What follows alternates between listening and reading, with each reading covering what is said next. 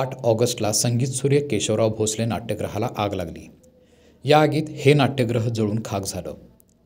आज राष्ट्रवादी शरदचंद्र पवार पक्षाचे प्रमुख खासदार शरद पवार यांनी केशवराव भोसले नाट्यगृहाला भेट देऊन या नाट्यगृहाची पाहणी केली।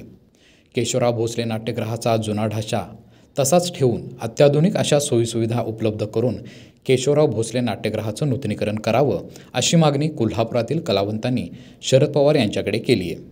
यावेळी महानगरपालिका प्रशासक के मंजुलक्ष्मी, आमदार Satej Patil, V Patil, AY Patil, RK Pawar यांनी शरद पवार यांच्याकडे हे नाट्यगृह लवकरात लवकर नव्याने सुरू व्हावं, कलाकारांनी केलेल्या मागणीनुसार नाट्यगृहाचा जुना ढाचा तसाच ठेवून त्याचं नूतनीकरण करावं अशी अपेक्षा व्यक्त केली। यावेळी सिने अभिनेते आनंद काळे, अजय कुरणे, धनंजय पाटील, रविराज पवार यांनी देखील खासदार शरद पवार यांची भेट घेऊन केशवराव भोसले नाट्यगृहाच्या नूतनीकरणासाठी पाठपुरावा करावा अशी विनंती केली।